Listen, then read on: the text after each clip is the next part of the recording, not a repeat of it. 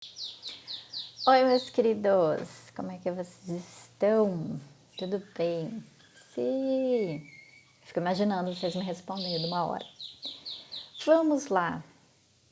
Depois da gente ter falado de água na semana passada e continua sem chover, ontem aqui em Curitiba, pelo menos aqui no meu bairro, de repente começou a querer chover. Caiu acho que uns 15 pingos d'água. Foi o máximo que aconteceu. Tá difícil a situação. Não sei se aí para vocês também tem passado. Aqui tá tendo campanha na TV falando para o pessoal economizar e tudo mais. Então espero realmente que tenha pelo menos auxiliado vocês na questão de ter um pouco de consciência com relação ao uso da água. E hoje, de volta, trago um assunto aqui que eu espero causar um pouco de polêmica, porque é um assunto também que a gente precisa prestar atenção, precisa cuidar, que é lixo. Gente, lixo é um problema que não é só um problema nacional, não, é um problema mundial, é um problema do planeta, porque a gente não sabe mais onde é que colocar lixo, não tem mais onde colocar. Quer ver? Vamos fazer um exercício bem rapidinho aqui. Para agora e pensa no teu dia, tá? No dia de hoje. Quer dizer, se você estiver vendo essa aula de manhã ou à tarde, pensa no dia de ontem. Mas se você já estiver vendo à noite, já dá para pensar no dia de hoje mesmo. Mas tenta pensar num dia completo e me diz quanto lixo você produziu nesse dia. E aí você tem que contabilizar tudo. Você tem que contabilizar o papel higiênico que você deixou lá no banheiro, o resíduo que você deixou no banheiro, o lixo que você gerou para preparar as tuas refeições de hoje, o guardanapo, enfim, todo o lixo que você produziu ao longo de um dia. Consegue pensar em quanto isso tem em peso? Vamos pensar em peso. Quanto será que pesa? Se você nunca fez esse exercício de pensar quanto lixo você produz em um dia, eu vou te contar qual é a média do brasileiro, tá? De estudos já realizados. A média do brasileiro é de quase, tá chegando em 1 quilo por dia. Ai, professora, nem é tanto assim.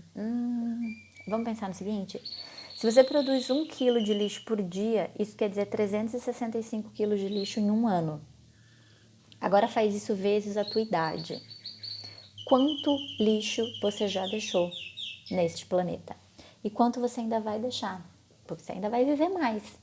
Você vai chegar em 80, 90, 100, sei lá quantos anos você quer chegar e vai conseguir. É muito lixo. Agora faz isso vezes as pessoas aí dentro da tua casa. Com quantos mais você mora? Com mais uma pessoa, duas, três, quatro? Quanto lixo esta casa produz ao longo de um ano? Ao longo da vida dessas pessoas? É muita coisa, gente. O nosso planeta não tem capacidade para isso tudo, tá? Então, o que acontece? Até tem quando eu dou essa aula presencial, eu gosto de mostrar uma imagem que é bem emblemática.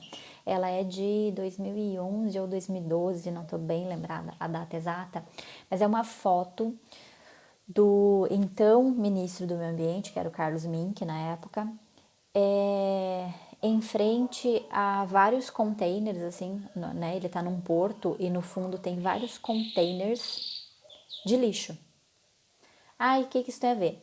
Isso tem a ver o seguinte: a gente tinha recebido aquilo do Reino Unido, veio em navios do Reino Unido, chegou aqui no Brasil como sendo material para reciclagem. Isso era o que estava na nota. A nota dizia material para reciclagem. Uma empresa aqui, uma empresa brasileira, importou, porque assim, é proibido, tá? A gente faz parte do Acordo de Basileia, um acordo internacional que diz que é proibido exportar ou importar lixo de outros países. Isto não pode, isto é uma relação internacional proibida. Mas quando se diz que é material para reciclagem, então, por exemplo, tem países que não reciclam, sei lá, algum tipo de plástico. Mas tem um outro país que recicla plástico sim, seria muito bom, adoraria ter esse plástico. Aí fazem a importação e exportação. Aí pode, tá? Mas lixo não pode ser importado ou exportado. Então, uma empresa brasileira dizendo que aquilo era material para reciclagem importa isto tudo do Reino Unido. E vocês sabem como funciona em portos, né? A gente até tem uma colega aí que trabalha em porto, pode confirmar pra gente, mas alguns containers são abertos, é feito fiscalização, seja por amostragem, seja por denúncia, seja porque desconfiaram de alguma coisa, mas alguns containers são abertos e são fiscalizados. E quando eles resolvem abrir alguns desses containers, eles percebem que aquilo tudo é lixo. E era lixo, lixo mesmo, gente. Era lixo tipo a fralda suja, era lixo hospitalar, não tinha nada a ver com o que dizia na nota que era material para reciclagem, tá? E aquela foto ela acabou correndo o mundo, se tornou bem emblemático para demonstrar a dimensão do problema do lixo no mundo. Existem pesquisas, existem estudos sobre a viabilidade de colocar isso em cápsulas e jogar no oceano, a viabilidade de mandar isso para o espaço. Então, existem vários estudos tentando solucionar esse problema. Mas a solução é tão mais simples, a solução é tão mais plausível para todos nós, que eu espero que você chegue no fim dessa aula e saiba o que fazer com o seu lixo, para evitar problemas desse tipo, ok? Espero te convencer até o fim da aula. Alguns dados importantes com relação a isso. O Bono hoje está desesperado. Com relação à coleta seletiva, gente, porque assim, falei para vocês que eu espero chegar no fim da aula e te convencer do que você tem que fazer. O que você tem que fazer é separar o lixo, tá? O que você tem que fazer é aprender a diferença entre o que é resíduo e o que é rejeito, tá? O que é resíduo? Resíduo é, sei lá, é esse papel meu aqui, que eu fiz anotações e tudo mais. É um papel que depois que eu usei e para mim ele não tem serventia mais, mas ele tem várias outras serventias. Ele pode ser reciclado, ele pode ser reutilizado, pode ser feita tanta coisa com esse papel, tá? Que ele é um resíduo. Resíduo é a garrafinha de água que você compra no mercado ou no restaurante, seja lá onde for, e você reaproveita ela. Você reutiliza ela por várias vezes e ainda assim, quando você não reutilizar mais e de fato colocar ela para ser descartada, ela ainda pode virar tantas outras coisas, dá para fazer tanta coisa com plástico. Isso é resíduo. O que é rejeito? Rejeito é o resto de comida no prato que realmente não tem o que fazer. Resíduo é a fralda suja do bebê que não tem o que fazer. É o absorvente sujo da mulher que não tem o que fazer. Isto é rejeito, é aquele componente orgânico, é aquele material que não dá mesmo para ser feito outra coisa. Ok, é um rejeito, mas enquanto existem alternativas, enquanto dá para fazer alguma coisa, isto é resíduo. Por isso, o nome da lei que nós estamos estudando hoje é Política Nacional de Resíduos Sólidos. Tá? Porque o que eu quero que você entenda é o seguinte, lembra que eu te contei que a média do brasileiro é produzir 1 quilo de lixo, e aí no entendimento de lixo a gente está colocando junto, resíduo e rejeito, as duas coisas juntas. 1 quilo de lixo por dia, se você parar para pensar desse 1 quilo, a maior parte, a grande maior parte é resíduo. São coisas que sim, dava para fazer outra coisa, dava para reaproveitar, reutilizar, reciclar, dava para fazer um monte de coisa. E só a menor parte, de fato, é rejeito, tá? Então, mas para que isso seja eficaz, para que isso funcione, a gente precisa ter coleta seletiva, né? A gente precisa que as pessoas aprendam a separar, que as pessoas aprendam a destinar de forma adequada e que tenha coleta para isso, tá? Porque quando a gente está em aula, eu sempre pergunto, né? Ah, no teu município tem coleta seletiva? E alguns que moram em Guaratuba costumam me dizer, professora, a coleta seletiva ela passa em alguns bairros e não passa em outros. Isso é inadmissível, gente. Coleta seletiva tinha que ser uma realidade para todos. Inclusive, eu vou falar para vocês que a Política Nacional de Resíduos Sólidos, que a gente está estudando hoje, que é de 2010, tá? Ela não é tão antiga, ela tem só 10 anos, ela estabeleceu como uma prioridade, como uma meta, que todos os municípios do país, do Brasil, tenham coleta seletiva, tá? Nós somos aí mais de 5.000 municípios, 5.500 e qualquer coisa. Desses, né, o dado que eu tenho de 2019 é de que 1.055 municípios têm coleta seletiva no Brasil. Isso representa 18% do total de municípios brasileiros. É um percentual muito baixo, tá? Visto o tamanho do problema, só 18% dos municípios terem coleta seletiva é muito pouco. Então, assim, cerca de 15% da população pode se dar ao luxo de reciclar seu lixo, 85% não tem como fazer isso. Então, é um problema global, é um problema de todos e que todos deveriam se preocupar. Então, dentro desse contexto, né, de tudo que vem acontecendo, de todas as preocupações com lixo, a Política Nacional de Resíduos Sólidos, Lei 12.305 de 2010, ela é considerada uma lei bem atual, ela é considerada uma lei moderna, tá? Bem inovadora, ela traz alguns instrumentos assim que foram em 2010 considerados bem uau, como é que a gente faz isso acontecer na prática, tá? Vou contar alguns deles para vocês. Diferenciação de resíduo e rejeito aqui eu já fiz para vocês.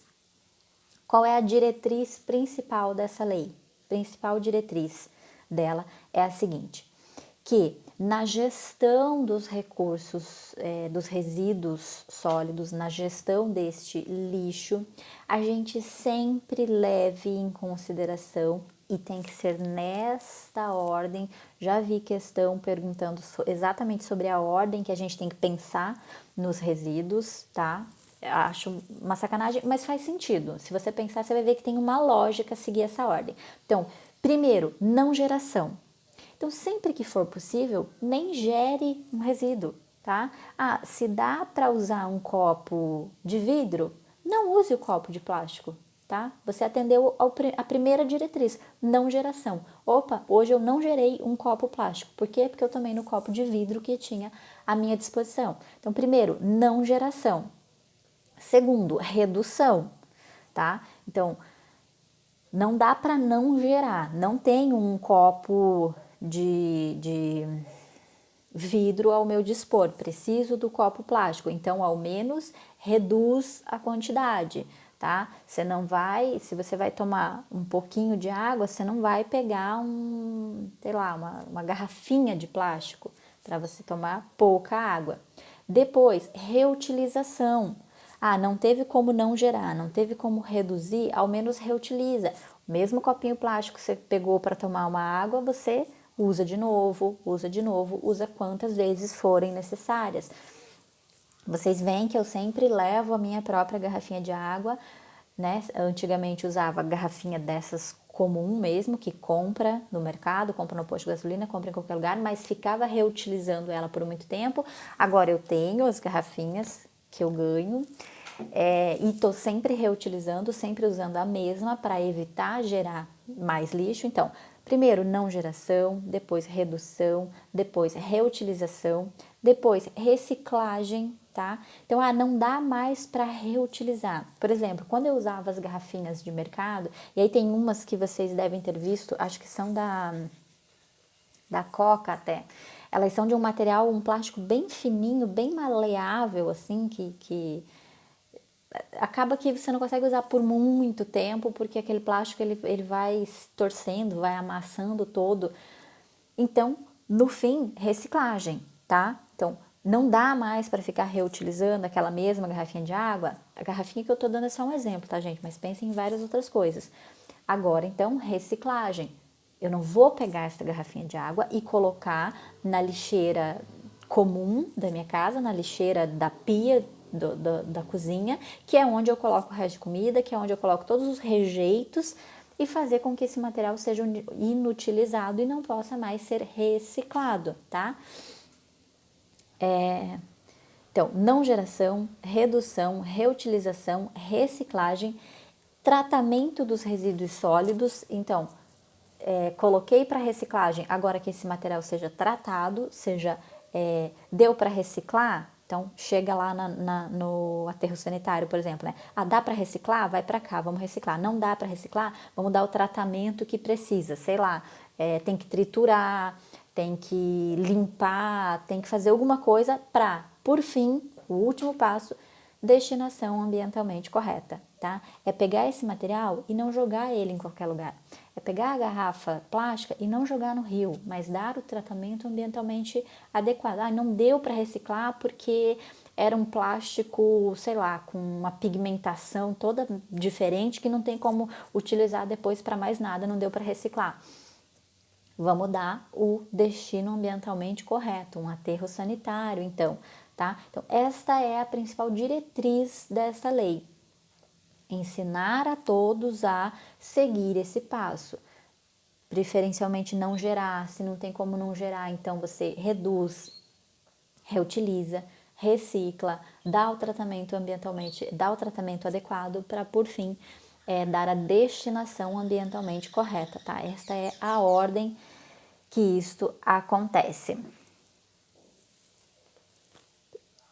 A lei ainda vai falar para a gente sobre responsabilidade compartilhada pelo ciclo de vida do produto.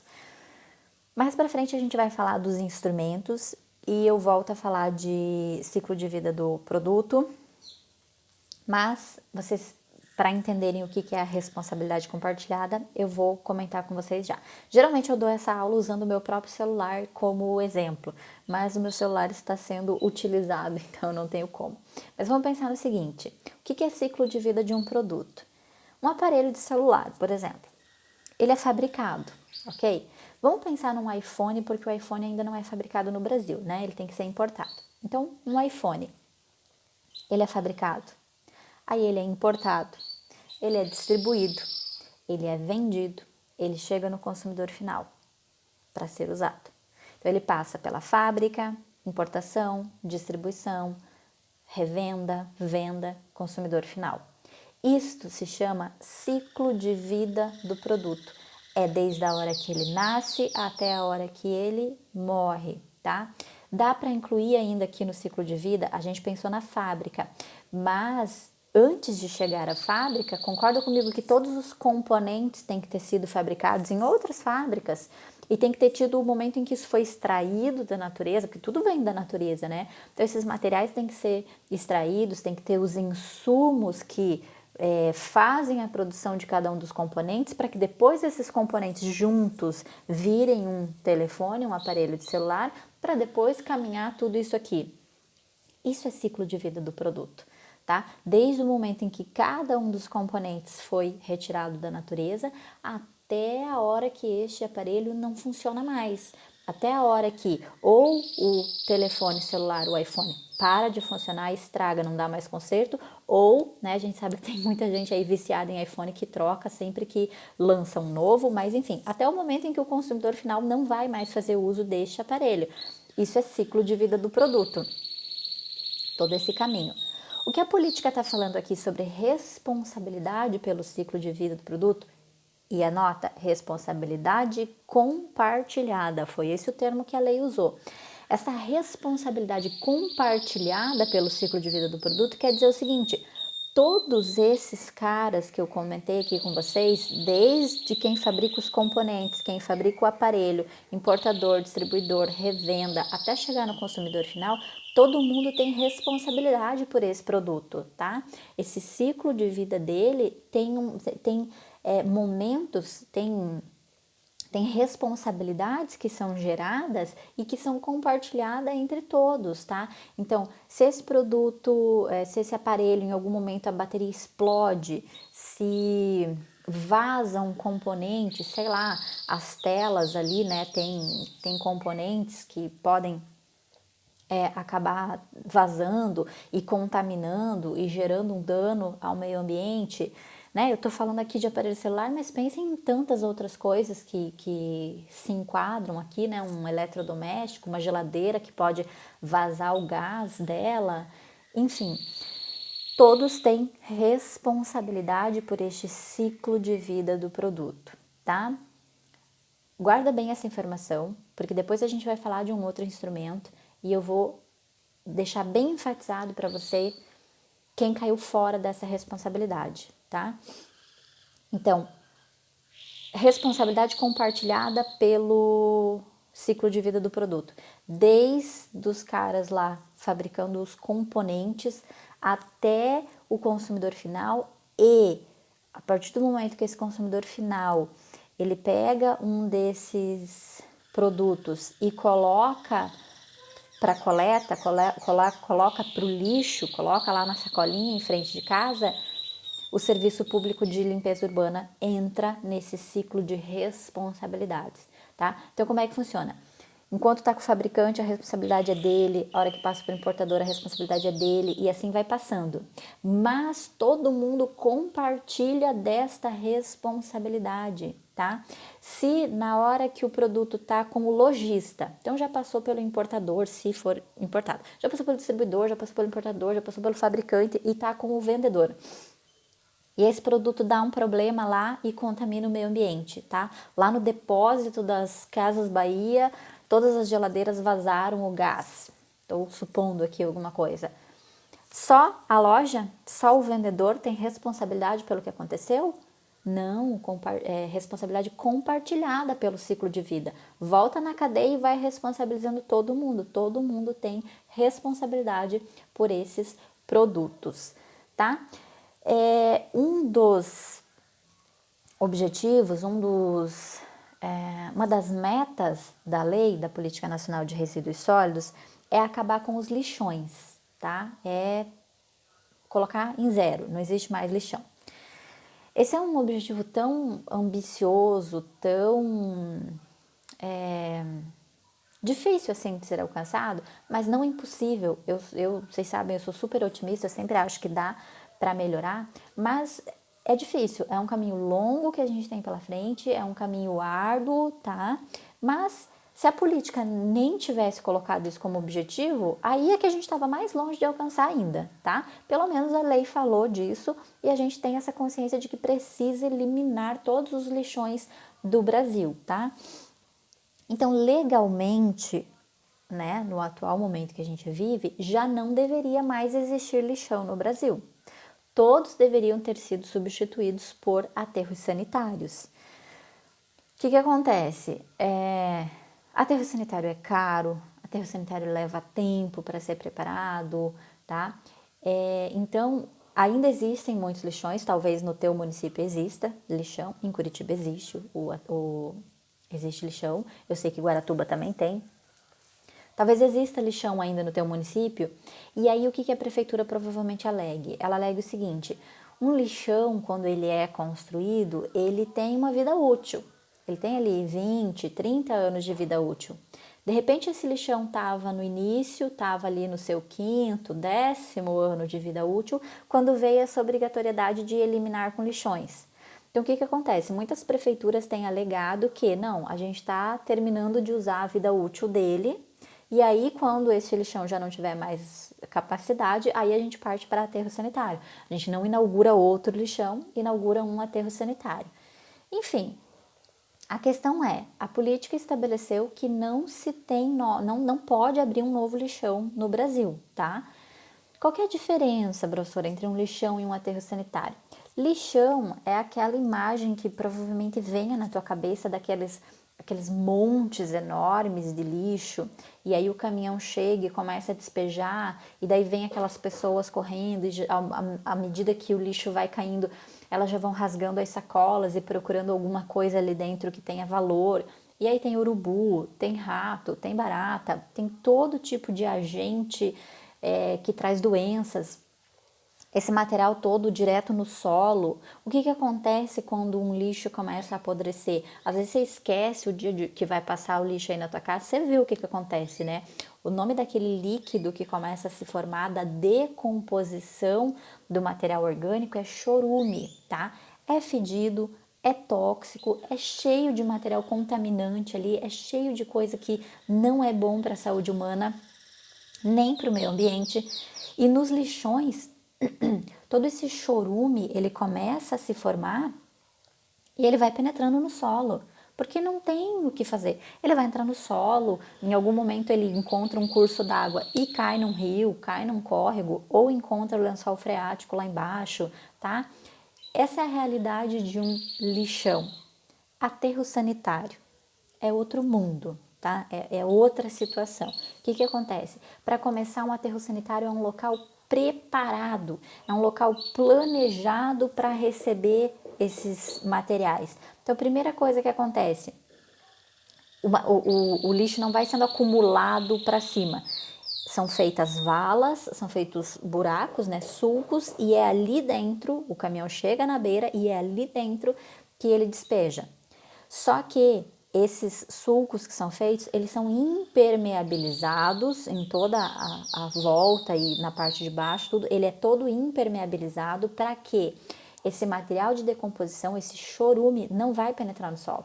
Tá? Aí tem uma certa declividade, vai ter pontos de coleta, todo esse chorume é tirado dali, esse líquido que vaza é coletado e levado para uma central de tratamento.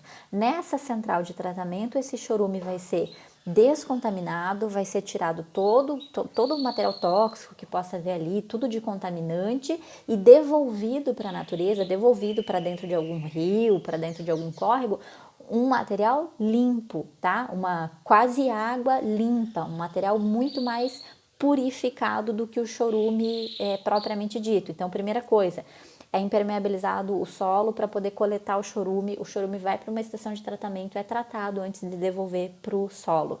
Segunda coisa, você não vai ver dentro de um aterro sanitário pessoas revirando lixo. Por quê? Por dois motivos. Primeiro, que é proibido. Se isso acontecer, o administrador o administrador do aterro pode responder pessoalmente por ter deixado essas pessoas entrarem lá, porque a gente não quer isto. Isto é uma situação degradante, isto é uma situação que não se espera em nenhum lugar do mundo. Pessoas tendo que viver de revirar lixo, tá? Então não pode. E segundo motivo porque essas pessoas não vão estar lá, é que elas não vão encontrar nada de valor. Por quê? Porque um aterro sanitário, ele tem que receber os dois caminhões da prefeitura, tanto o da coleta seletiva quanto o do resíduo, né, que a gente chama de resíduo orgânico. O caminhão do material para reciclagem, ele entra dentro do aterro sanitário e vai para um lugar, que é o quê? Que é onde estão os catadores. É feita uma associação de catadores. Então, todo o material que veio do lixo que não é lixo, do lixo reciclável, seja como você chama ele, vai para um lado do aterro sanitário. Lá, essas pessoas elas vão revirar lixo. Elas vão fazer um trabalho de reciclagem, tá? Este é o papel dessas pessoas lá dentro. E o caminhão do orgânico, né, do rejeito, esse sim vai lá para despejar dentro do buraco. Então, ou seja, se fossem permitidas que pessoas estivessem ali revirando essas sacolas, só iam encontrar rejeitos, só iam encontrar coisas que não têm valor nenhum, que não servem para elas. Então, entendem por que essas pessoas não estão lá? Primeiro, porque não pode. Segundo, porque elas não vão encontrar nada de valor. As pessoas que queiram trabalhar com material de reciclagem vão entrar para a cooperativa, vão entrar para a associação e vão trabalhar lá, num ambiente limpo, num ambiente adequado, onde só se trabalha com material reciclado. Gente, esse é o mundo perfeito da lei, tá? É o mundo do dever ser, tá? Que tá na Política Nacional de Resíduos Sólidos. A gente sabe que às vezes a realidade não é bem essa, mas é o que a gente busca, tá? É o que a política trouxe como alvo, como objetivos. É assim que a gente quer que seja, tá? Alguns aterros sanitários já funcionam dessa forma sim, tá? Tenhamos fé na humanidade. Então é assim, algumas diferenças entre aterro sanitário e lixão. Outra coisa, aterro sanitário, diariamente, depois que todos os caminhões chegaram e jogaram ali os rejeitos, é jogada uma camada de terra por cima, tá? Como se fosse para isolar. Para quê? Para não vir urubu, para não vir rato, para não vir barata, tá? Então é um ambiente muito mais limpo, muito mais agradável do que um lixão. Joga todo dia, no fim do dia, joga esta camada de terra por cima para evitar esses agentes patógenos. Além disso, vai ter tubulação para coletar o gás metano. Vocês sabem que da decomposição do lixo, do resíduo, do rejeito, tem a percolação do chorume, né, que vai ser coletado para a estação de tratamento, e tem a liberação do gás, o gás metano. Esse gás é aproveitado, esse gás é coletado, no lixão não, no lixão é gás, né, indo para o mundo, indo para a atmosfera. No aterro sanitário esse gás é coletado e esse gás vira energia e essa energia é usada na estação de tratamento do chorume, tá? Então tudo é muito bem pensado, tudo é muito bem planejado para que seja um ambiente minimamente agradável, ou pelo menos não tão desagradável quanto é um lixão, certo? Eu quero passar com vocês aqui por alguns dos instrumentos que estão no artigo 8º, tá? Não vou passar por todos, porque são realmente muitos, vocês têm acesso à lei aí e podem ver. Eu vou passar com vocês os mais importantes, aqueles que eu vejo aparecendo o tempo todo, não só em questões, mas na vida mesmo, no jornal, no que a gente precisa do dia a dia. Esses instrumentos aqui sempre aparecem, então quero passar eles com vocês, mas vou fazer um outro vídeo para isso, tá bom?